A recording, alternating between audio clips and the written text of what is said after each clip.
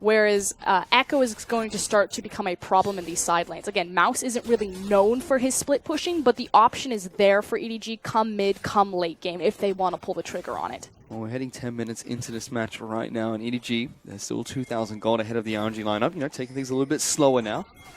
As Mouse looking to try and get onto Lupa in behind this turret here. So Victor's rotating. Likewise, MLXG is coming down. A lot of pings. Lots of pings going down as Mako tries to steal away the Scuttle Crab. Not quite long enough range to take that one away.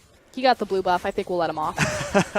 We're still going to see the AD character support up on the top side of the map here. Uzi and Mata already pushing out that wave, and they have been for most of this game so far. And so what Clearlove did there by being on the bottom side of the map is empower his Echo further to be aggressive, and not necessarily just to get a kill, potentially to draw MLXG down and win a 2v2, but ultimately just to give Mouse a point of power in his lane that he should already be winning. That's 5 stacks on his Dark Seal, a massive CS advantage and kills to boot. He will be leaps and bounds ahead of Lupa, and they're just letting that happen. Well, Dragon is going to respawn in about 1 minute and 10 seconds. Going to be the second Dragon and second Mountain Dragon of the game, especially. It gives us some time to take stock of where things are at the moment, especially in terms of items. So we look first down towards the bottom lane, where the top lane is up. Both of them picked up their Spectre's Carls here. Yeah, I can take a look at Scout as well in the mid lane. He's looking for his Rod of Aegis. Does have the components completed, but not the full item just yet, and still has his tier stacking. So EDG, pretty strong right now, especially in terms of items. They know Clearlove's there. We also know that Scout's rotating. He could get collapsed upon. Here comes Mata. Takes the safe route. Just going to go back in towards his side of the map. But here comes a magical journey, coming out from Mako. Clearlove trying to jump on top of Uzi. Oh. There goes the Tip of Fate coming in, gets dodged out, and he sidesteps the ultimate there. So EDG really wanted to take down Uzi. They're there. in a bad position. Let's see if they can get wrapped around. No, Mouse just put some damage down. Mata, sorry, put some damage down. Okay, what a disaster. Went a bit pear-shaped, obviously, kind of under through the Tempered Fate. Did get the flash, so that's a fair trade. Meanwhile, in the mid lane, though, Scout going to take a lot of damage from Xiao here. Chaos Storm gets put down, puts a lot of damage down in return. And that's why Deft threw the arrow afterwards, knowing that Uzi's flash was down, but Uzi, the ever-mechanical god, with his blue suede shoes, sidesteps it. Dragon has actually respawned here, but both of these teams putting a lot of pressure towards the top side of the map, not opting to try and take down their objective swiftly here. Notice how I said sidestepped Rusty instead of just flat missed. It was a bit of both. I know. It was also, like, in terms of even execution, they should have thrown the Tempered Fate before they threw all of the other spells out, and Kha'Zix jumps into it instead. I could read your face. I was trying to sell it, and he was like, nah. Well, for now, we are going to see the teams move more members down towards the bottom side of the map. Xiaohu and Scout still going at it in this mid lane. On top lane, Mako putting a lot of damage down towards Mata. Does get the stun. Scout, Dev trying to put some damage back down in return. Exhaust going down towards Uzi, but he's not going anywhere back here. His ultimate is going to come out. A teleport does come in towards the top lane. It's going to be Mouse coming up to the top side of the map. Lupa's going to get here as well. Mouse going to take a lot of damage from this Maokai. Uzi and Mata, not too concerned with battering down the tank. Just farm up the wave. And in the end, everything kind of fizzles out. Victor was making a rotation there, so Xiaohu trying to get involved on the back half of it, but effectively both top laners came in just to say, knock it off, bot lane. We're done. Yeah, and the teleport's still pretty cool from Mouse. I was expecting him to cancel it because it was a 1v3, but by being as tanky as he is, he can hold the fort. And they don't lose any turret. They don't even take damage on it. He just sits there and everything goes back to standard, except that we swap where our bottom lanes are because the next Drake is available. Well, we can see at the moment, everything in terms of CS score is dead even between these two teams, except up in the top lane, where Mouse has a sizable CS advantage over Lupa at the moment. This, isn't he? He's 30 CS ahead as Clearlove is trying to take away blue buff. He's running. EDG. It's a long journey. He's going to move over towards it. We'll be able to pick up his blue buff. He wanted it. Clearlove probably did too. Now question becomes, without the teleports involved in the bot lane, that means that EDG do kind of sacrifice their one strong point on the map, or their one very clear strong point on the map. So as we're now focused around this dragon, it's actually fairly even for RNG until those teleports are back available. And she's going to give this blue buff on over towards Xiaohu, so Victor picks up his blue buff as well. Mako actually taking a magical journey back towards his side of the map. Gets a couple of wards down in RNG's territory, sorry. Yeah, that man was covert ops. And last time we saw MLXG try and lane gank, they were very much aware of it. And Deft used his Hawk Shot to reveal him this time around. They've got a freeze, so he doesn't need to be here. And if he shows his head on the top side of the map at all, even if EDG are vigilant in knowing that Clearlove's at red, so MLXG's at red. They have a numbers advantage on the bottom side of the map. They can look to make a play. Well, MLXG has moved towards the top side of the map here. As Mouse, the one trying to push out the wave quite deep in towards Looper's territory. Clearlove is down on the bottom side of the map, and you did mention bottom lane is freezing for the EDG lineup. Without a turret there, it's going to be easier, much easier to freeze it. Uzi does not have flash. We have Tempered Fate and Arrow available, as well as the jungler on bottom side. They want Dragon. It could start with a pick unless MLXG again shows himself on a ward and it's just a free 4v5. Ideally, they just arrow mid lane. He does have cleanse, however, which is very clever from Xiaohu, considering he's doing well in this lane as well with the cleanse. Got to give him a lot of credit. The mid lane is showing up for RNG. Now things have quietened down here between EDG and RNG. Nobody really wants to take down this second Mountain Dragon yet. Pings are going down on towards it, but nobody quite wants it picked up. Oh, It's Clearlove. That's going to be a lot of damage being put down on towards the Kartik. Forced to jump and flash out of there. Xiaohu just chunks him out of Summoner's Rift. Yeah, Rusty just gave props to Xiaohu and showing it right there. He's the one lane that's doing fairly even, hasn't fallen behind. Mid lane has been relatively isolated, trying to rotate for his team and just tries to delete Clearlove. Almost successful. You see LG was looking to try and find him inside of his jungle, get the ultimate off to try and snipe off Clearlove. But with the chunk coming out towards the jungle on EDG's lineup, MLXG and Xiaohu are going to start on the second Mountain Dragon of the game, possibly pick up the second one for their team. Yeah, one of the big pitfalls of the Kazakhs just there is how fragile he actually is. Scout's trying to zone him off. I think the end result is honestly just a mistake in terms of itemization that we're seeing. And the second Mountain Dragon will fall on over towards RNG here. And the next Dragon to spawn will be another Mountain Dragon. So if RNG can keep this up, that's going to be a lot of damage done to epic monsters and objectives.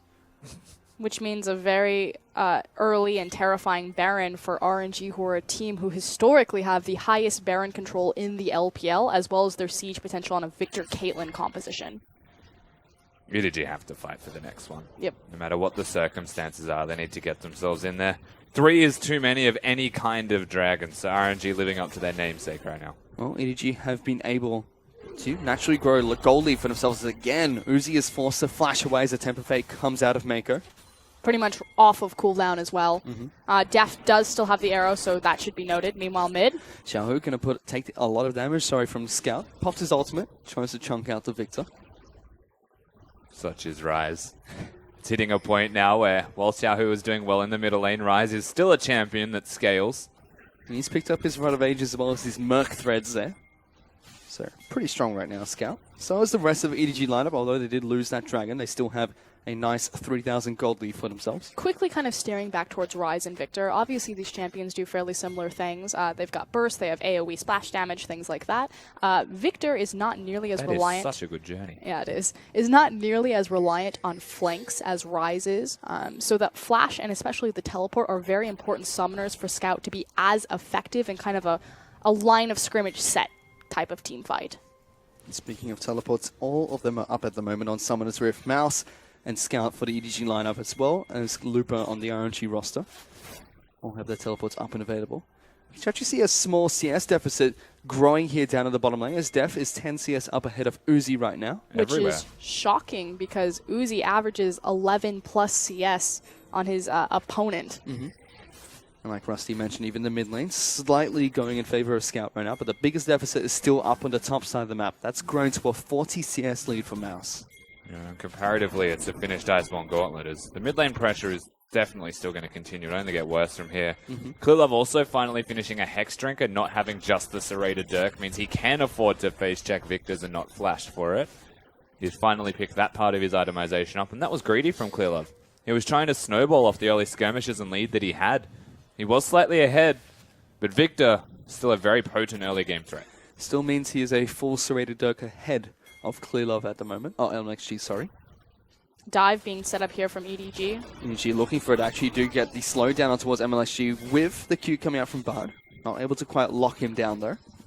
And the nice thing is by moving Scout that early is that Xiaohu cannot follow. Vision control is set up from EDG. They're very oppressive in their control over this jungle, although MLXG with a cheeky ultimate does manage to get that. But it means that Victor's locked down into that lane, and since he doesn't have TP, he cannot follow. So EDG can continue to abuse Fog of War like this. But from the pressure coming out from EDG down at the bottom lane, they're able to take another turret down for themselves. So they're now 2-1 in terms of turrets. They get its RNG.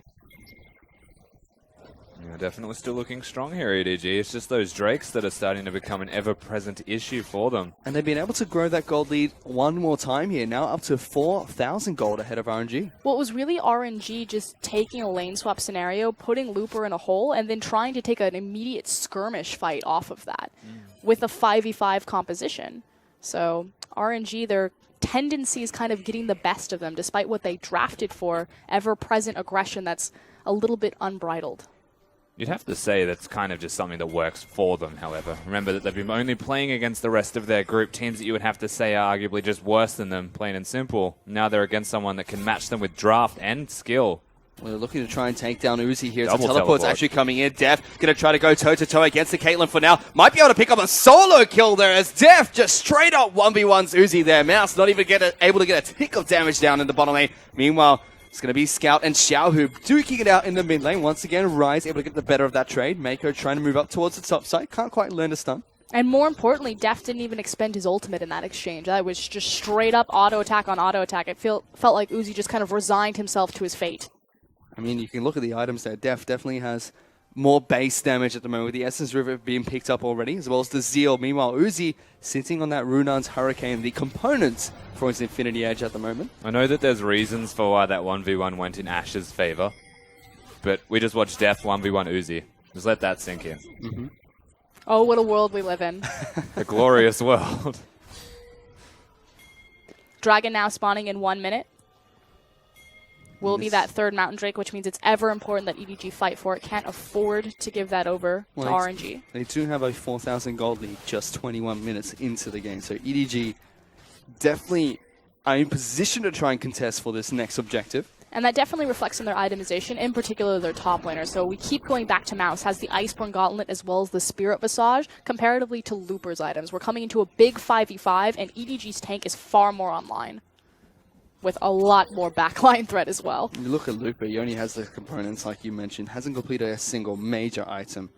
So I see how much of a threat he can pose to Def in the backlines. I feel like RNG just have to let this one go. For what it's worth, component items are still reasonably relevant because he has magic resistance, armor, and health, all still parts of his kit. It just means that the damage isn't going to be there, so EDG could out-team fight. 2 stuns being put down to Uzi here. They tried to find the damage, but great. only able to chip him down to half health. That's what they want, though, because that means he's half health. He doesn't have life still, and the Drake is up, so that should give them the clean-cut objective, knowing that the Caitlyn has to back. If he doesn't back, RNG may look for it. Mouse, they're going to take a little bit of damage here as 3 members of RNG try to collapse on top of him. He's going to take tons of damage, forced to try and flash away. Ultimate is going to come out from both the Victor and Uzi. RNG find a pick for themselves. Meanwhile, though, Club's able to take away the Dragon, but slowly RNG trying to collapse on towards the team. Def, he's been caught out by Looper. They're going to be able to take down the AD carry. He tries to duke out with Mata. Is not able to quite to take him down. It's 2 kills. Going on over towards Uzi and EDG, although they get the Dragon, lose 2 of their team members. RNG look for that 5v5 with their composition as well as picking off Mouse, so get a superior team fight for them as well as positioning on mid lane, and now looking for more. MLSG trying to jump on top of the bar there, but Scout, he's going to put down his spell rotation onto Graves. Forced a quick draw round up there. Flash forward there, looking to try and take down Mata. Scout able to obliterate him there. Yeah, very well done from Scout to consolidate what was a poor start to that fight. Mouse didn't even get the ultimate off when it all broke out, and really EDG just damage controlled as best they could whilst taking out the Drake. That was their goal. Def doesn't get in a magical journey that Clearlove has to jump into to even get out safe, and that was just run away, lose as little as you possibly can and consolidate those losses. But RNG gift them an extra kill on the back end. Mata, whilst he did the most damage in his team in that fight, still pays for it with his life, so took the most as well. You see Clearlove was not able to even scratch, so much as scratch anyone from the RNG roster as they were on full retreat when Mouse got caught out. It doesn't matter, mate. Karma just out-damaged the entire team. Mata's champion, we've found it. Speaking of supports who get the most gold, Mata and Mako are tied. Well, let's see if Mako can step up to play, because he's, just stolen a blue buff away for now. He has done plenty, how dare you. Not quite done tons of damage He's in team gotten fights. 2 flashes for every single Tempered Fate. It's pretty good. Yeah, he's 2 for 2. They're just kicking off the Baron. This is risky coming from the EDG lineup. They're looking to try and take this one down. They do have 1 Mountain Dragon, so augmenting some of their damage done to this epic monster. They got it down towards half health. Temper Fate actually going to come out from making a try and LXG's stop in them. the LXG pit. has He's jumped in dead. towards the pit. He gets taken down. Def's able to take Clearlove's him dead. away from the team. There's But no Clearlove, junglers. he's gone as well. There's no smite, but it's still going to go over towards Scout, who takes that down. Uzi now is the target. Magical Journey straight on top of Mata. And RNG going to lose 2 of their members. A big Chaos Sword coming out from Xiaohu. Not quite able to take down Def. It's Mouse now going to be able to lock him down inside of the parallel convergence. Cleanse comes out from the Victor, trying to run away as fast as he possibly can. It does look like Looper, though, is now going to be the one that does get caught up. Tries to stun out Scout, who takes a lot of damage here, but Xiaohu still has to run away. Another parallel convergence comes down. Not going to lock him down, but that's enough damage as Mouse finds that kill. Looper's going to fall as well, and EDG just found a massive lead-off to that fight. They found a Baron and an Ace, and I love the fadeaway hawk shot from Deft as he walks out, but it's like, it's cool, fam, I got you. And so look at where Maokai and Victor are. The only reason that this got kicked off in the first place, they know they have that numbers advantage. MLXG just gets absolutely ruined. But for what it's worth, the junglers were dead, so EDG's focus had to be like solely on getting a Baron down. Right through the field goals on Yeah. that Caitlyn. And once again, Mako with that magical journey saves his team's skin, because Deft able to run away whilst the attention shifts, and Mouse with that gold advantage, big item lead. There is nothing that these two damage dealers can do. And a big problem is also the fact that Xiaohu's mana pool is so small right here. He has cooldowns available, but unfortunately just not the resource pool to put out any more damage. And you can see the stickiness of Mouse. They're able to stick to Victor, take him down with the use of 2 parallel converges across that chase from top side to the mid lane. But that's given EDG a massive lead here 25 minutes into the match. 8,000 gold ahead of RNG. And this is a big gold swing without RNG being able to execute on their composition. Again, they're a big 5v5 team, and we've only really seen one 5v5. It's been 2 skirmishes that have defined this game so far. And that's EDG's team composition that we continue to touch on. Skirmish heavy, it's got the Kha'Zix for isolation, even though he did 0 damage. They still caused skirmishes because RNG's bottom lane was separated on the top side. The rest of the team were running to the pit from the bottom side. If they cause separation, cause disarray, and honestly just confuse RNG's shot calling, they win every single fight. On top of that, they do have the Baron buff right now, so looking to try and increase this already substantial gold lead into EDG's favor even more, as Mouse is going to be able to take down the top lane inner turret. The rest of EDG working to try and take down the bottom lane. Smako gets a very small magical journey away to safety. And we talk about how both Group A and Group B are relatively even right now in terms of power, but to see RNG get just so dismantled in, yes, Game 1 is quite shocking. They're effectively just being bodied. Yep. Everywhere across the board. Mouse is currently 3-1 against Looper, which is a mismatch. Defter able to sidestep the ultimate coming out of him like she. They're still looking to try and siege the bottom lane inner turret as Mouse. He doesn't really care about Looper right now, just trying to chunk away at the top lane inhibitor turret. I mean, RNG came back from MSI after a fantastic group stage, obviously falling in semifinals to SKT, but they still looked just as strong in the LPL, just as dominant. On top of that, they picked up Uzi to their lineup, the superstar AD carry formerly from Xiaogu, now newbie. Mouse just recalled, so they may look to teleport and force this one. Well, they for still RNG to have, try and fight. they still do have Baron up minions, and they're able to take down the bottom lane inner turret.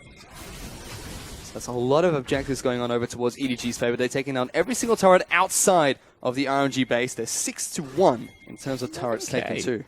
It's an over 10k gold deficit for RNG. On top of that, next dragon is going to be spawning in 6 seconds, which will probably be the final elemental dragon of the game, unless EDG take it right off the bat. RNG are not a team that have ever really been known for their team fighting. They do it decently well, but again, they're much more oriented about their skirmish. They play a lot more compositions that empowers that, as the Ocean Drake does fall to EDG. And the concern is here is, yes, there are tools for them to come back. They do have decent wave clear.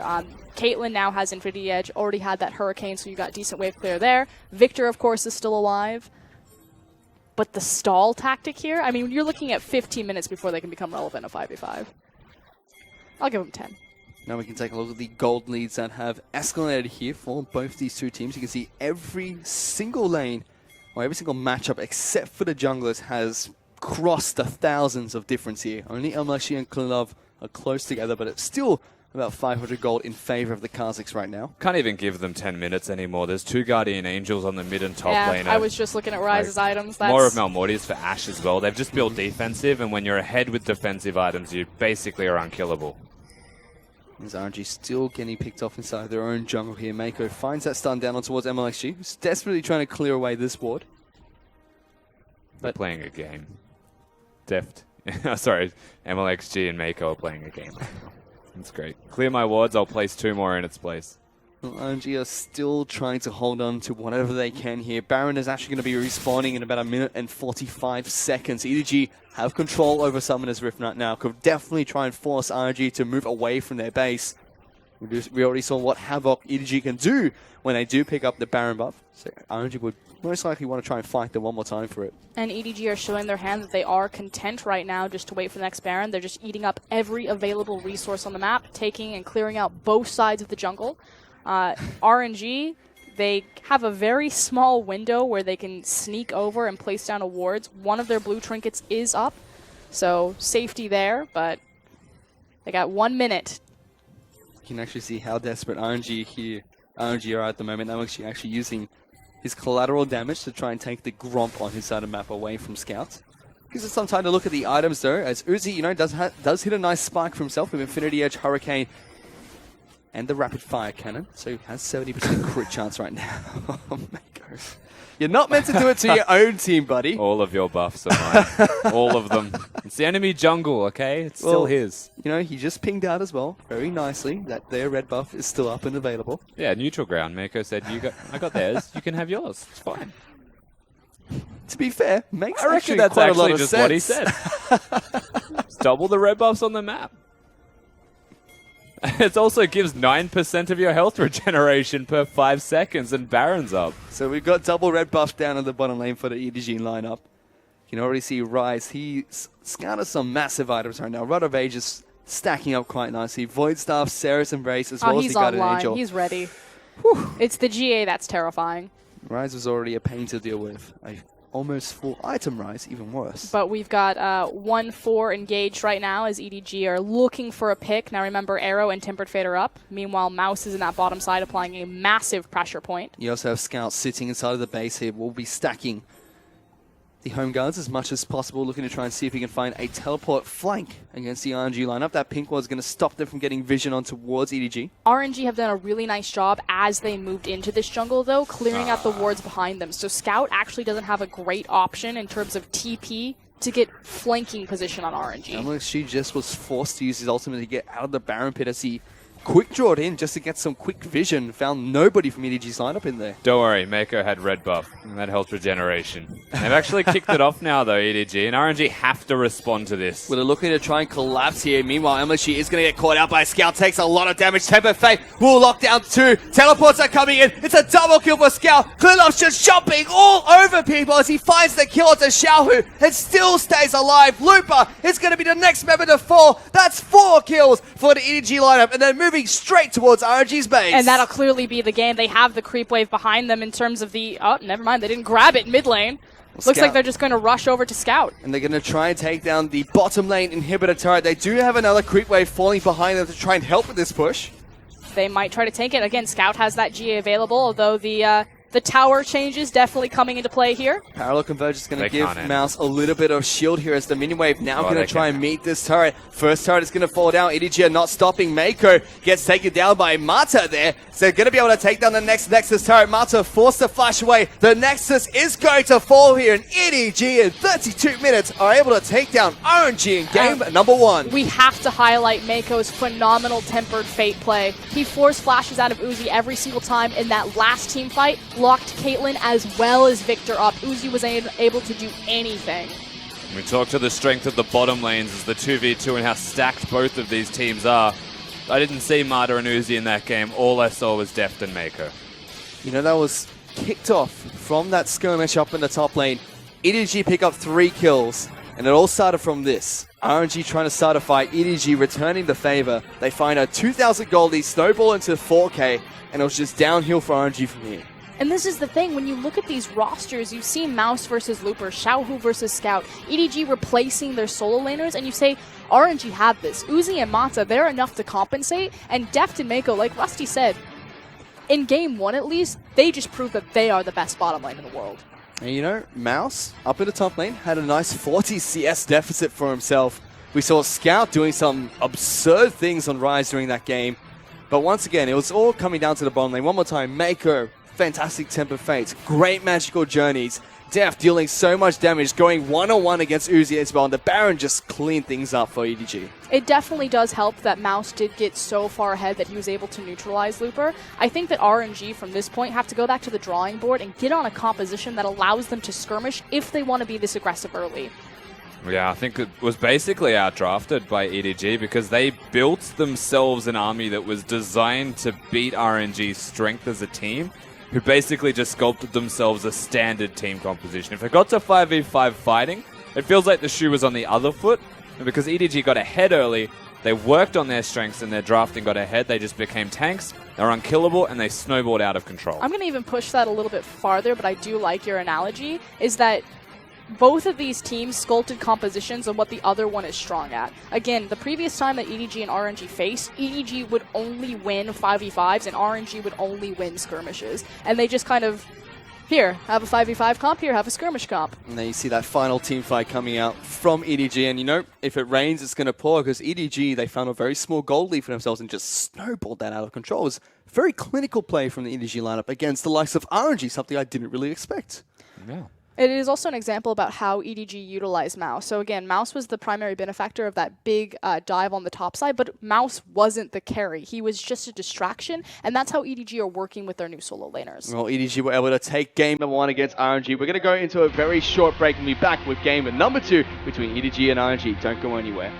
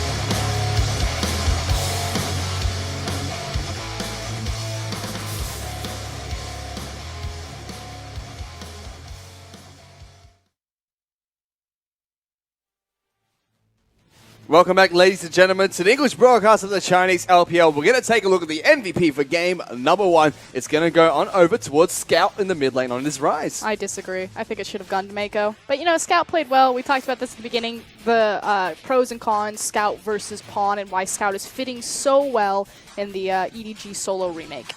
Yeah, I'm also glad to see him on Rise, not Azir that they banned away from EDG. So good stuff here from Scout. I do agree, Mako performed well. Even Mouse had a good game number 1.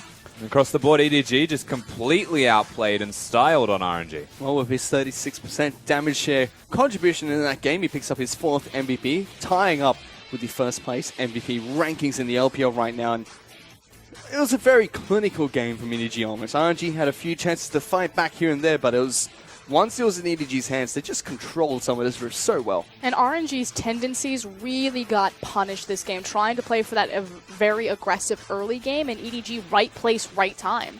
You know what I really like about what EDG did, though, whilst they were winning, and we are seeing the highlights of exactly that, is they took the 50% fights because they knew they were ahead. In the LCK and in other regions, you usually see them take the 70% chance, something that will more than likely work for them, and with a gold lead that gets increased further. EDG see 2 people without teleport on the other side of the map, and they just start the Baron. They know that they can at least start that Baron. Clearlove dead, they still secure it. So that was a 50-50 type of scenario where they just execute better. Well, you know, we saw at the start of the game 2 things happen for both teams. First was RNG had control over both the dragons to start off. 2 Mountain Dragons went to them after an uncontested Dragon 1 and a pick for Dragon number 2. EDG, on the other hand, had a gold lead for themselves. 2,000 gold after a nice skirmish up in the top lane. What happened after that? Because it was still relatively even after the skirmish, but EDG just started finding advantages here and there. What did they do to get ahead there? It's the fact that Mouse is such a big kind of target in that top lane. Again, Mouse isn't an actual carry, but EDG just used him as a massive invisible pressure point on the map to free up Mako and Deft, and more importantly, Clearlove to find their individual matchups that they wanted. So it's here's this Echo, he's super far forward, you need to send resources to deal with him, and guess what, while you're doing that, we're going to do whatever else we want on the rest of the map. So we're going to see changes coming in for RNG because, you know, giving away Rise, something that's 100% picked and banned, only picked about 3 or 4 times here in the LPL so far. Is that going to be banned away? We're going to see changes to their composition here because something needs to change for the RNG lineup. So again, EDG have always prioritized Rise. I mean, people do it globally now. It's just kind of the thing. But even before Rise was a big pick, EDG focused on him, and RNG would give it away. They had Maokai there as kind of the soft answer and kind of negating a lot of that AoE damage, having tools to lock down to zone. But you're looking at a team whose primary carry, like, it's so weird. Looper is going to be your utility there. He's on the Maokai. And not that Maokai is a bad pick. I think Maokai is a very strong pick. But Caitlyn is going to be your primary carry, especially Uzi's Caitlyn. And he was just completely shut down by the utility top laner and the aggressive backdive jungler. And the utility AD carry. It's just the composition was completely designed to just destroy RNG where they were strong. I think what we saw was, you kind of alluded to this already, both teams just catered to beat the other team, but EDG already proved that they are capable of doing that. RNG did not. So what we should see in this second game is honestly just go back to their strengths that works, actually pick a skirmish team composition, maybe not the Graves, and have some utility for your Caitlyn to keep him alive, and then everything might look a little bit better for RNG. I have no doubt that MLXG just kind of sat back after the game was, man, I should have gone for Kindred. Yeah, 100%. You know, that's the second time, I think, in the LPL for Summer Split where Kindred's gone through both picks and bans. They're probably going to be a priority pick coming in here. Now they swapped sides. Now it's going to be RNG with the first pick up against EDG here. So we'll have to see if that's going to be played out by MLXG coming into this next game. But EDG, they're just going to keep doing the same thing because, you know, a little bit of changes here. Clearlove onto that Kazik, a little bit unorthodox, but Deft onto a more of a utility-esque champion being Ash here was still able to put out phenomenal amounts of damage. He went one-on-one with Uzi as well.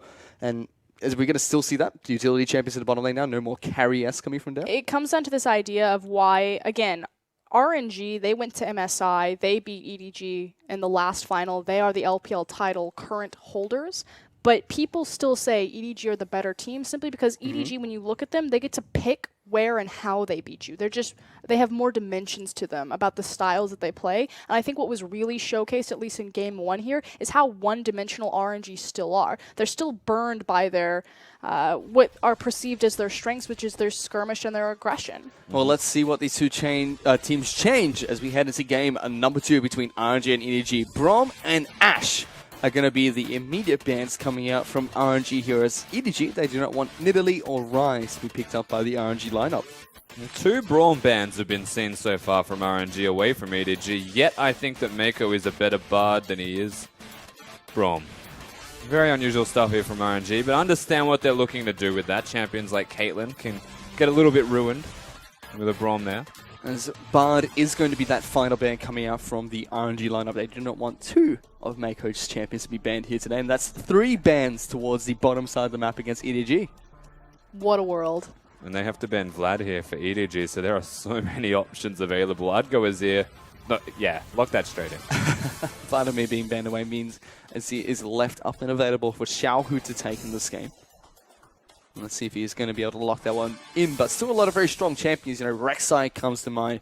We see the Kindred as well still being left up on the table right now. Yeah, all 3 jungle priorities up and available, depending on what course of action you want to go. And this just goes back to this idea that EDG, they're so multi-dimensional as a team that they don't have to go back to that staple standard of what we saw in game 1. They can completely go a different direction and still find vast amounts of success. Well, let's see what RNG do. Lock in for their first pick here. Like we mentioned earlier, so many very strong picks left up and available, not just in terms of what LPL teams will be picking right now, but also in the terms of the fact that it is 6.11 in terms of patch here. Rek'Sai is going to be that first lock-in for the RNG lineup. So knowing that Rek'Sai has been locked in first now, it's pretty safe to say that you don't want to give that to ClearLove in any situation. What they will, however, give over is a previous ban from game number 1 and Scout's best champion. So Sivir and Azir are going to be locked in here for the EDG lineup. The Shurima combo coming out for EDG. And we've talked about at length how these 2 champions really work together for that long reach. Something that EDG have started to show as a trend through their course of the LPL games are these kite back compositions. Now, naturally, Sivir is there to make people run forward. Azir, he goes in as well. But EDG, they'll kind of show their hand with these next 2 picks if they're going forward or kiting back. But typically, it's been kind of kite back. Well, RNG are going to lock in the same bottom lane that they played in that previous game. Uzi and Mata are going to be playing the Caitlyn and the Karma coming into this match. Deep down, I just want this. I want it to. Gragas and Annie. Mako to lock in his Annie. That's what everyone wants ever. I just want to see Annie. Mako's Annie. Again, though, Karma being picked up as an answer to the Sivir. Uzi, round 2 on its Caitlyn, his legacy champion. Well, they're hovering over Gragas now, and they do lock that in as well as the Trundle. So we saw the Annie hover. I made the joke, oh, it looks like they're going to rush forward, but there we go. We have the Trundle there. It could be played in the top lane, could be flexed down to Mako, but primarily there it's a secondary support wherever it goes, even if Mouse does pick it up, and it's there for disengage. So again, it's this very kite back composition with the ability to reset a team fight or to pick someone out with ClearLove's Gragas. Yeah, and historically they've always used that Sivir to great effect, whether it's just pressing the R key and going to farmer lane whilst your team kills things around you, something that EDG have done in the past, or it's utilizing deft with it. There's definitely a lot of forward motion available for a team that is multi-purposed and very much EDG. Well, let's see what EDG are going to be able to do with that, because Gragas being locked in here, Graves, Kindred still left up on the table, deciding to not to go with those jungles, instead going for Gragas instead. Okay, so the Swain is there, but a problem that I already foresee in RNG's composition is other than the augment mobility with Karma as well as backline unburrow from Rek'Sai, they don't have a lot of tools to actually engage on EDG's comp. Yes, we're on 6.11 and Azir's ultimate has been changed for its duration that it's actually standing, but you're still dealing with Trundle, with Nami now, with Sivir, with Gragas. It's going to be so hard for RNG if they ever do get ahead, if they ever are in an advantageous situation, to say we need to fight here and now. So Swain and Victor were those final 2 lock-ins for the RNG lineup, whereas Maker has locked himself in a Nami for the second game for EDG up against RNG. Yeah, once again, the forward or back motion, both entirely capable here from EDG. It's going to be hard to kill a Sivir or Nami. Not easy to kill a Trundle ever anyway. And that Azir ultimate that is a little bit nerfed can still work effectively against Looper on his Swain if they actually break out into a team fight, as well as MLXG. So that front line gets bottlenecked a little bit. I quite like how both of these teams have now matched against each other. There's a little bit more strength from RNG early. The same old EDG, however. So let's see if EDG, using a similar team comp from game number 1, are able to go up and do the same thing they did against RNG in game 1. Should be noted, though, that it's really important to find standard lanes for RNG here. They need that Swain to get ahead, and he does have a favorable matchup against this Trundle. Well, let's see if Looper can do that as he takes on Mouse here in game number 1. We saw Mouse game number 2, sorry. Saw Mouse in game 1 get ahead by about 40 CS, but game number 2 might tell a different story as we head into the second match between RNG and EDG.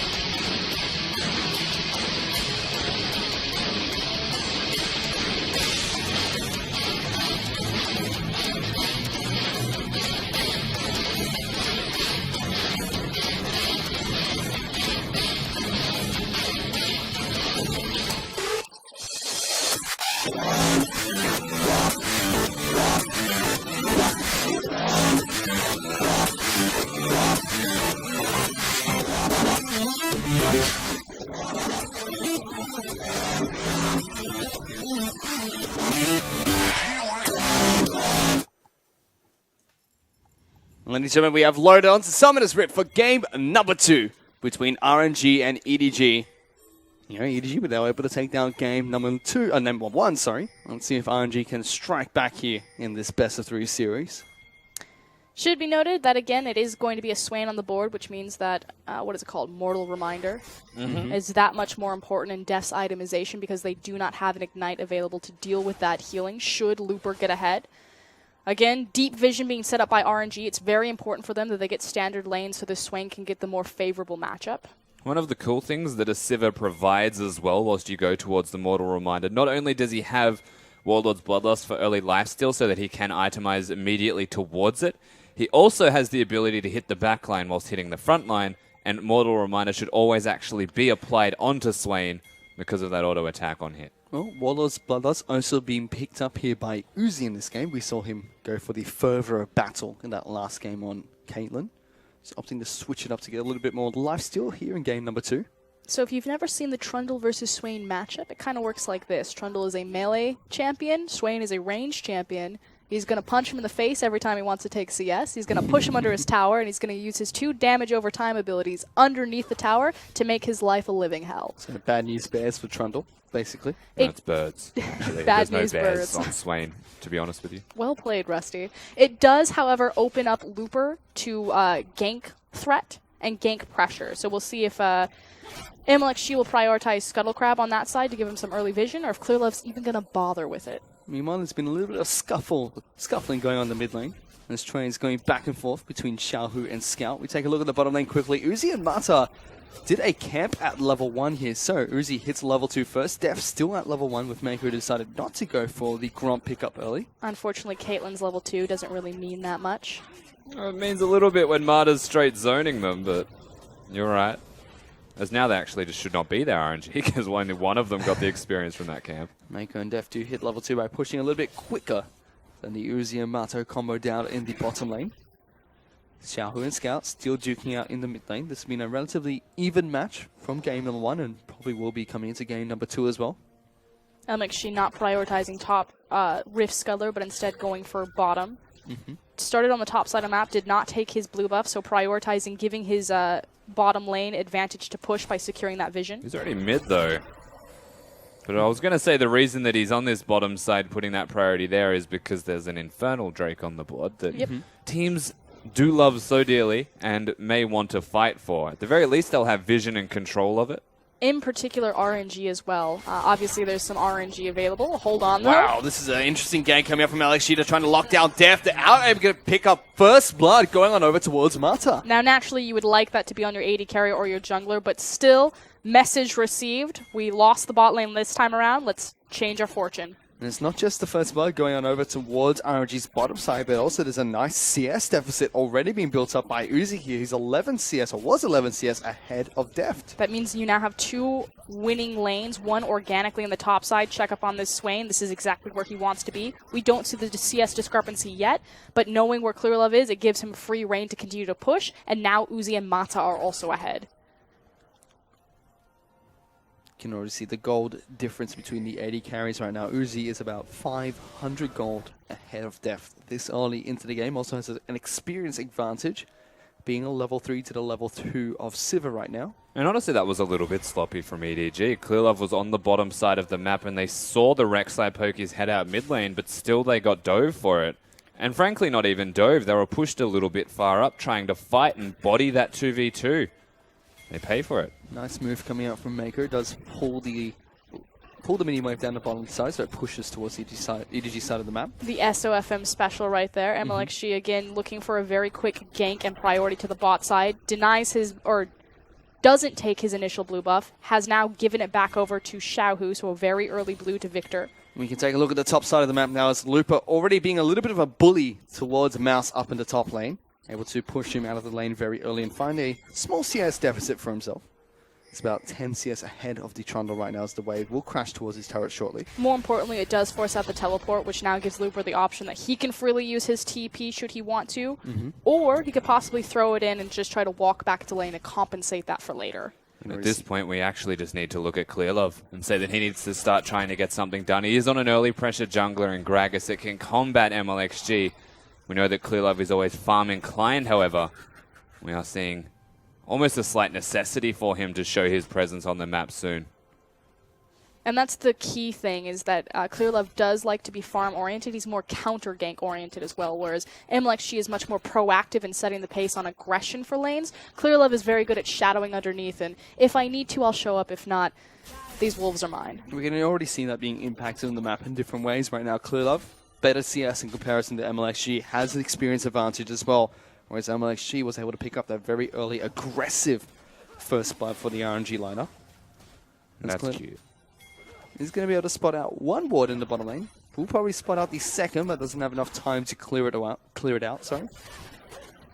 He didn't spot the second at all. So the way it worked is there was a pink ward that procced the Raptor sense, as well as that ward being there, and he went straight into the bush because that's what he expected to be. He found one ward, didn't assume there was another. So still has some vision down in the bottom lane for RNG's lineup. Mako and Def only able to push out the wave and immediately head back to base here. And use Clearlove's health to do just that. MLXG actually going to tunnel over the wall here and find Clearlove. Tries to go one-on-one against him. This Krug is going to get smited away by Clearlove and just simply body slams over the wall there. Does get the best case scenario by getting his camp and walking away. Obviously didn't have his bot lane available to him, so couldn't look for a skirmish there. And already take a look up at the top side. Mouse, once again, not having a good time at the moment. He's getting some assistance, though. Deft and Mako are on their way up, and Swain, if he's overextended, could be caught out, should be spotted by the pink ward. Well, Mako is going to walk on over towards the tri-brush and will get spotted out there. Deft and Mako take that one away. They're still going to look to try and take down the Swain here. Does have flash. There goes the pillar coming down. Looper going to get slowed down and blocked off away by this pillar. He's been exhausted as well. Lots of damage coming down. The bubble used a little bit too aggressively there, predicting the flash from Looper. Doesn't come out. He's able to use that later on, escapes the gate. It's kind of best case scenario, though. Yes, you're predicting the flash, but it also means that Looper kind of has to hold his flash in that instance. You can actually see the immediate response coming out for the RNG lineup. They send Uzi and Mata straight up towards the top lane. They want this 2-on-2 matchup. And every time they get there, they'll get extra farm. EDG on the flip side are avoiding it intentionally. So they walk top lane, they get a nice gank. We'll see how they play this one out now, because RNG, they can't afford to continue swapping. So what they then traded, as Rusty was saying, is just farm for Uzi versus the flash on Looper. So Mouse has a little bit more pressure, but Deft and Mako are still in a very deep hole. Yeah, that hole is just going further and further here. As Uzi's almost 30 CS up ahead of Deft right now. He's 2 levels over this Sivir as well. So a really good start for the RNG lineup. Just gone from bad to worse, and this is standard laning phase that's completely gone awry. Deft and Mako actually not opting to go down into the bottom lane. Instead, they move up towards the top side of the map to match the 2-on-2 instead.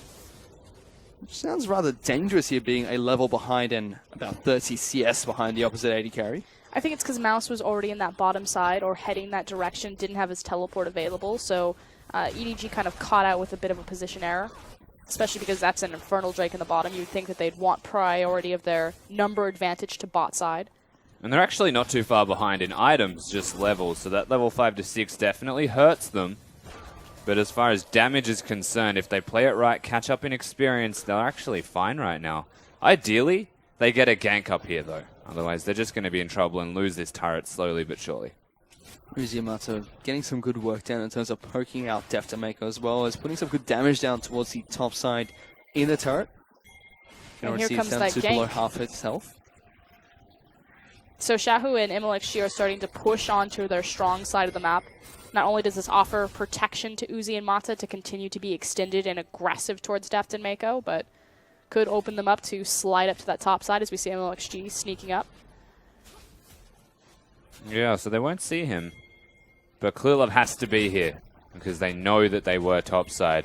And it's wasting time potentially from the EDG jungler. It also gives a safety point once again to that bottom lane, where Looper knows that he's in a 1v1 confidently and can continue to harass and push out Mouse. You can see CS deficits growing actually across the rest of the map as well. As we take a look towards bottom lane, Looper already has a 20 CS lead in that matchup. Even the mid lane going in favor of Xiaohu right now, who is 10 to 15 CS up ahead of Scouts. So RNG, just from CS deficits and that one kill alone, are about 2,000 gold ahead of EDG. And historically, this is how RNG win and where they're strong. They just kind of organically and passively win their lanes through their ability to CS. Yes, there was the early gank that put Uzi and Mata in the driver's seat, but everywhere else, it's just RNG playing another day in the office. Let's see what their next move is going to be here, because, like you mentioned, do have a gold advantage. No turrets or objectives being taken down just yet. That Infernal Dragon has not been so much as looked at from either of these two junglers yet. But they don't need to. If RNG are just going to sit here for another 10 minutes and this league continues to expand throughout that 10 minutes, they'll be too far ahead just from laning phase. I think they're the ones who don't have to really do anything, just take free advantages, take free objectives when you can. Which is exactly why MLXG, since it's just a free objective, is just going to go ahead and keep his laners there, continue to apply the pressure, but take what's free. Let's see how EDG are going to try and respond to this, because for now, they're just slowly losing this game to the RNG lineup, and it's not really much that they can do right now, it seems. Yeah. Infernal Dragon will fall over towards RNG's side of the map as she takes the one away. And another Infernal Drake will be coming up. It does now beg the question of what does the mid game and the late game look like for these two compositions, and what are their win conditions and how they need to execute them. So for RNG's comp, they can initiate straight into siege. So Swain continues to be ahead. He's always going to be this massive problem that they'll have to deal with, as I say that. Trying to take down Xiao, who is flashing straight back TP. over the ultimate. Scout Scout's get jumped on. There's the ultimate coming out from the Chaos Storm. Locks down Cluelove as well. And that's 2 more kills going over towards MLXG. Ah, bad news bears for EDG. It's from bad to worse. Yeah, they cannot catch a break, and you can see it even through Scout wanting to be the initiator. Xiaohu plays towards his strong side of the map because even Marta makes his way in by the end of this. The turret almost picked up Xiaohu, I will say. But just too many people here way too quickly, and RNG, between game 1 and 2, they had their power rate in that 3-minute break. And it's already a 4,000 goal lead for RNG, looking to try and do the exact same thing that EDG did to them in game number 1. And exactly, it's the fact that their top laner is also going to be a big power point that they're going to be able to play around. So Swain, if he's in just kind of a group fight, like he's able to get into the middle of them, he's fine, but it's still very hard to engage on EDG's comp. They have so many disengage options and tools. So RNG are doing a good job because they're winning 1v1 individually. As we break out more into kind of the 5v5 and these towers start falling down, it's about Looper continually being obnoxious in these side lanes, drawing pressure, and then RNG continuing to skirmish. Well, let's see if they're going to be able to continue doing just that. Right now they're in full siege mode. Caitlyn, Karma, Victor, they're ready for it. They're going to send Caitlyn and Karma down towards the bottom side of the map now after taking down the top lane turret from EDG. That was just slowly chipping away the turret with a stronger lane. You can already see the items that have been picked up so far. Caitlyn went back, picked up the Berserker Greaves as well as the Zeal and the pickaxe to boot, whereas we can see Siva still looking for the components of that Essence Reaper. Priority on the attack speed. And this turret is going to fall down here. Uzi able to pick up the second turret for his team. Tries to deny as much CS as possible. Historically, from here, RNG would look towards a Rift Herald, although they're Whoa. actually caught out. Teleport's going to be coming in. Here comes Clulo as well, looking to try and find that body slammer. Flash forward, comes in for the tidal wave. Oh, the ultimate coming out from Clulo is going to knock them backwards. Mata still not going to be able to fall down here as Mouse takes a lot of damage in return. RNG might try and counter this one out and go for a counter engage, but still Uzi and Mata get out of there alive. Actually, a big miscommunication from EDG. You saw Deft and Clearlove pulled off of that engage when Mata was actually caught out by the pillar as well as the bubble. If they had been in position, possibly could have picked up a revenge kill. And speaking of revenge kills, MLXG looking to try and take down Mako, and Deft bubble comes out, gets Nice both bubble. Uzi and Mata to try and lock them down. Mako still does get locked down, takes a lot of damage. Deft moving forward, trying to take down Mato, who's going to get body slammed here by Clearlove. The final attack is going to be enough. MLXG now in a sticky situation. The Scout knocks back the Victor. Xiao who puts down the ultimate there, trying to do so much damage to EDG's backline. Uzi finds one. Xiao is going to find the second and also takes down Cluelove. That's 2 kills for the Victor. The third kill will go over towards Uzi, who picks up another double. And RNG trade that 2 for 4. and Uzi was the janitorial AD carry right there, picking up pretty much all of his kills with headshots. But Xiao who did so much work on the back half of that. Yeah, absolutely. And even with EDG turning that back around, it looked like it was going back in their direction. Uzi does rock up at the right time with all of his damage. The boots actually being very important for catching them here. As time and again can catch up with them, no worries. Yeah, I just love the setup from Xiaohu to get that Chaos Storm laser across multiple opponents. And like you said, having the boots, having a nice Q from Caitlyn. Yeah, well communicated from RNG to get him back into the fight as well. I think just individually and as a team, RNG look leaps and bounds above what they were in game number 1. An immediate response from EDG. Check out that inventory. Pink ward, pink ward, pink ward, pink ward. Dragon will be spawning in 1 minute 43 seconds, but they've fallen significantly behind in gold. I think most of these wards are going to have to be used defensively just to clear out their own jungle so they can safely farm. Oh, Scout goodbye. getting locked down underneath his turret by MLXG. Tries to get out of there, but Uzi just does so much damage to Azir right now. That's another pick for RNG. But Scout needs to think that that's going to happen again. Mid is the last setting outer tower. You need to clear the Azir away because he's going to be the primary wave clear. So he should have been a bit more cautious there, have wards on his flanks. I wouldn't actually blame him for that because he just got dove. I would actually blame the rest of EDG for not being there earlier. With 5 pink wards in their inventory, not one of them placed, still nobody there to actually help Scout in the first place. So they will get this next turret, and that is an easy take, gifted to them once again by EDG being passive, just wanting to try and farm. Night and day from last game. Gives them an 8,000 gold lead here against the EDG lineup. And this is like deja vu. I feel like we saw this in game number 1 from Blue side, just different teams playing on that side of the map now. RNG very commanding here against EDG. Draft has just completely changed things in their favor right now in the early game. We played a lot better by RNG's roster. Got the standard lanes that they wanted without any sort of jungle interference. MLXG being the proactive member. Again, if you think about it, Clearlove is known as kind of the farm counter gank jungler. First game was tipped the scales because Clearlove got an excellent counter gank on a dive. Second game, the proactive aggressive jungler gets it done bottom. For now, though, they're very content with just farming it up and pushing out waves as the next dragon is going to respawn here. It's going to be a second Infernal Drake. You'd like to think that RNG would want to try and take this one down to start stacking up their power in team fights here against EDG. And it's already been started by Uzi and Xiaohu. I mean, you'd like to think that EDG can contest this one also, but they really cannot. They've got no ability to move around on the map. I think all of those pings they placed were basically killed immediately through RNG's advances. Oh no, they're defensive as crap. There you go. They're pretty much using it to just clear out To the not jungle. get dove in their second turrets, really. Yep. So that is going to be second Infernal. That's 16% bonus AD AP. Naturally, it's a scaling dragon, but I want you to take a look at Victor's items. Having the flat AP from the needlessly large rod, as well as the hex core there for him. He's actually really strong right now with that in particular. RNG looking to try and take away EDG's red buff on their side of the map. Bubble's going to come out, doesn't get taken away by the Gragas. Instead, LMXG will be the one to pick it up. And we saw as well the Mountain Dragon is going to be the next dragon to spawn in this game. So definitely RNG for RNG right now. And until further notice, neutral ground is at just RNG's ground. There is no such thing as neutral anymore. All EDG have left is defensive areas.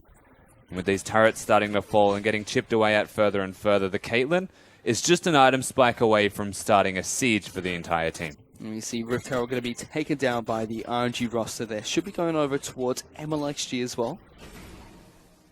So opting to take down every single objective on the map right now. RNG have a very high Rift Herald priority. They 9 times out of 10 will give it over into their jungler. Obviously, it's still useful for junglers, especially if they want to be as skirmish focused or as 1v1 focused more correctly as MLXG. This is not the kind of game we expected, honestly, for Game 1 and 2 from both of these teams as well. Very one-sided affairs thus far. It's kind of highlighting what both teams are really good at. Yeah, well, also exploiting general weaknesses, it seems, on both sides.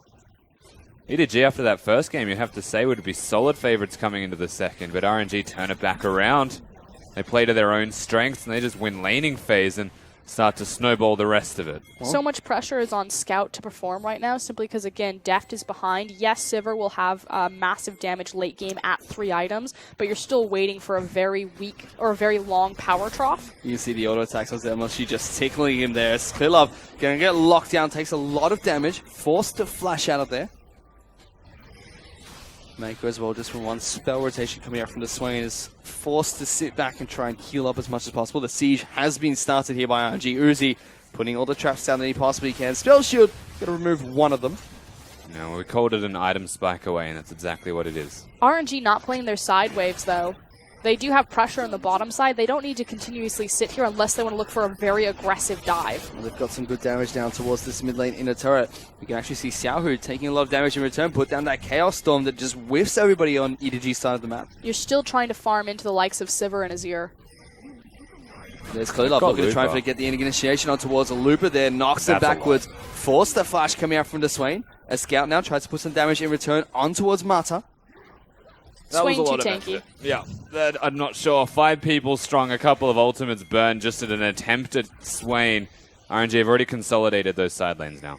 Yeah, but this is really important because RNG had so much momentum behind them. They could have easily swung out to their side lanes, played a 1-3-1, 1-4-1, whatever iteration they wanted to. They did have their teleport available, and they chose not to. Instead, all of this momentum, all of this proactive play just pretty much hits the brick wall of Sivir and Azir. And yes, EDG didn't get the pick that they wanted to, expended a lot trying to get that Swain, but they at least consolidated their towers. And it was timed well because RNG were already backing away, knowing they could get nothing further from this.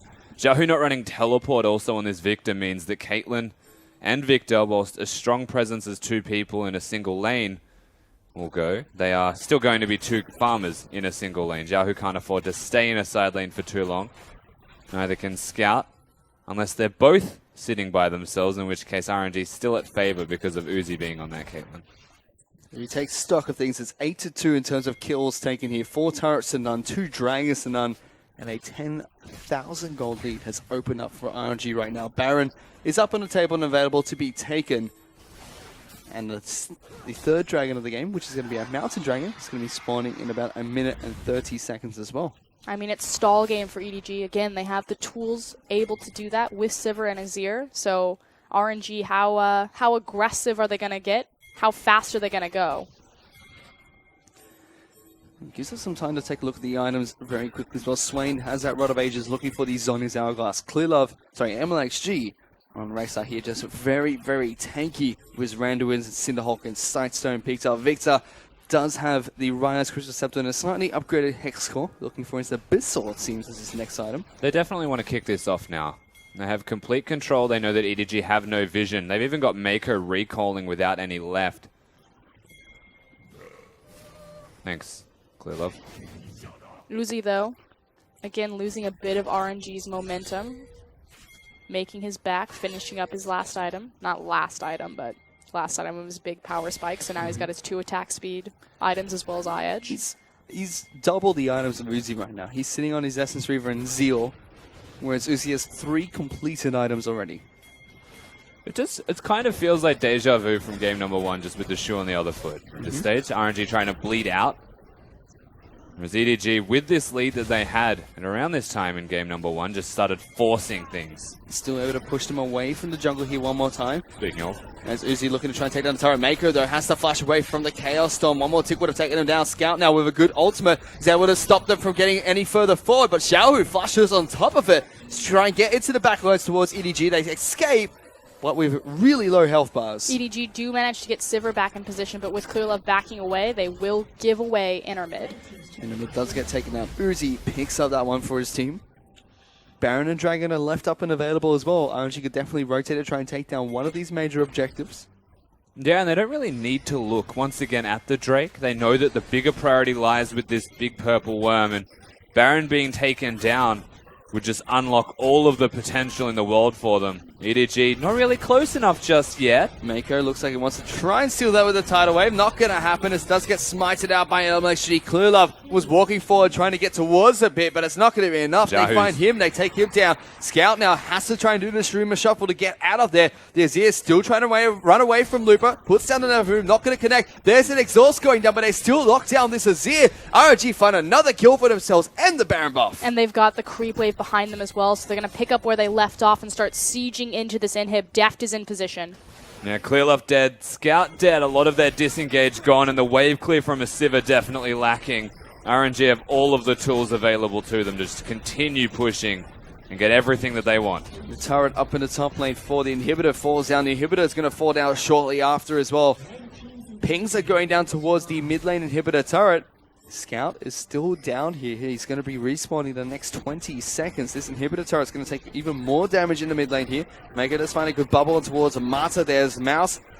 And Cleared trying to do what they can to stop them from getting further and further in towards this base. That's already all of Mouse health bar just gone from poke damage coming out from the RNG lineup. Siege continues. EDG do manage to force RNG off, so they only lose a single inhib in the top side. Should be good news should this look towards a second Baron attempt, but it means that they will give up the Dragon. It's going to be the third Dragon of the game going on over towards RNG here. They are phenomenally ahead of EDG right now. 13,000 gold advantage as they pick up a Mountain Dragon for themselves, and the third and final Infernal Dragon will be the last dragon to spawn, or the next dragon to spawn, sorry, on Summoner's Rift. Not looking good for EDG right now. No, not at all. This is absurdly large for RNG. You would imagine with their next push, they can make a big play. There's only 2 lanes left for them to attack. And Looper doesn't have his teleport, so they need to play it cautiously. But with the lead that they have, caution can kind of just get thrown out the window, and brute force is always an option. Their gold lead can pretty much compensate for any numbers disadvantage they have unless EDG play it perfectly. And even the Zonias for Swain means that diving is always a consideration. There's a 5-man unit with how big Uzi is and the rest of the team being able to stand in front of him. Even without Xiaohu, for some reason, he's in the top lane. They can get things done. Scout has to just run away from MLXG there, who almost was able to catch him out, get the knock up. This turret going to fall down so quickly for RNG. Mouse just gets hit by one auto attack from Uzi and loses a quarter of his health. EDG desperately trying to defend this inhibitor turret. Baron up minions doing some work here against the turret as well as MXG gets some decent damage down. Just a one-sided affair from both teams right now. We do have a series on our hand, but I don't think anyone expected like this. Not at all. I was assuming more of a slugfest, just back and forth continuously, but RNG just clinical, oppressive smothering. That's exactly what it sounds like EDG did in game number 1. As RNG find another turret for themselves, moving towards the final inhibitor turret of the game. EDG, they have to put up a fight here, it seems. They have no choice, honestly. This is their last stand, but I don't even think they can put up a fight. The best they can do is throw out a tidal wave with a Sivir ultimate and hope that the keg is just one made of dreams. Well, those will be shattered pretty quickly.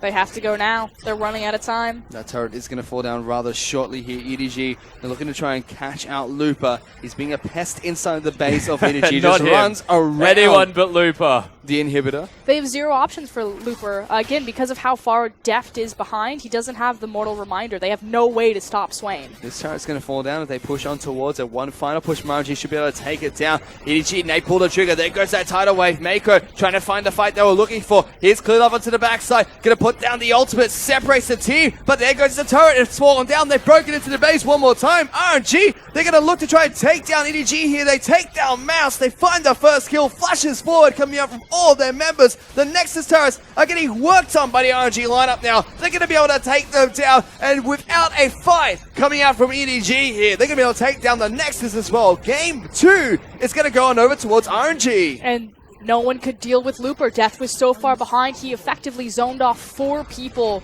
by just stepping forward underneath the tower, and Zonya's in ultimate. Wow, took them a while. They were too busy trying to kill them under this spawn turret, but eventually RNG securing a 1-1 in this best of 3 in a very similar way to what EDG did in the first. A lot to be learnt from both of these games, from both of these teams respectively. I think moving towards the third, it feels like we're now playing a best of 1. Well, we did not expect this. I think we said that time and time again during that game. 2 one-sided games. Game 1 going to EDG, game 2 going to RNG. What changed? Because that's a very drastic shift coming out for RNG there. Okay, so what's kind of interesting is that it was Uzi's lane that gets canked. I mean, no surprise there. MLXG prioritizing that, kind of using the SOFM pathing by ignoring blue buff, shortening his path and his time down to that bot lane. But it's Uzi who gets the goal. Technically, Matza gets the kill, but bot lane are ahead, and that's how RNG choose to abuse EDG. EDG, on the other hand, it was Mouse that was kind of the primary benefactor. Deft, of course, was on more of a utility AD carry. And yes, Mako and Deft were the primary playmakers, but they played around pressure that their top laner was able to get with that lead and opening up picks. So still 2 different, very different ways about how it got ahead, but both based on the jungler. Yeah, and even realistically in the first game, it was a mistake from RNG that got EDG going this time around. MLXG has shored up those weaknesses and looks entirely different when we see him play the Rek'Sai opposed to the Graves. So early pressure, early gank-heavy champion seen from RNG's jungle position actually sets them up far greater. And I think that's the key thing. I bet that MLXG and Clearlove, they're both going to go for very early gank-oriented junglers. I don't think we can continue to see the farm junglers because it's whoever pulls the trigger first seems to be winning. Well, let's see what they're going to be able to do as we head into game number 3 shortly. We'll go into a quick break first, but don't go anywhere because in about 5 minutes we'll be back for the final game between RNG and EDG. Don't go anywhere.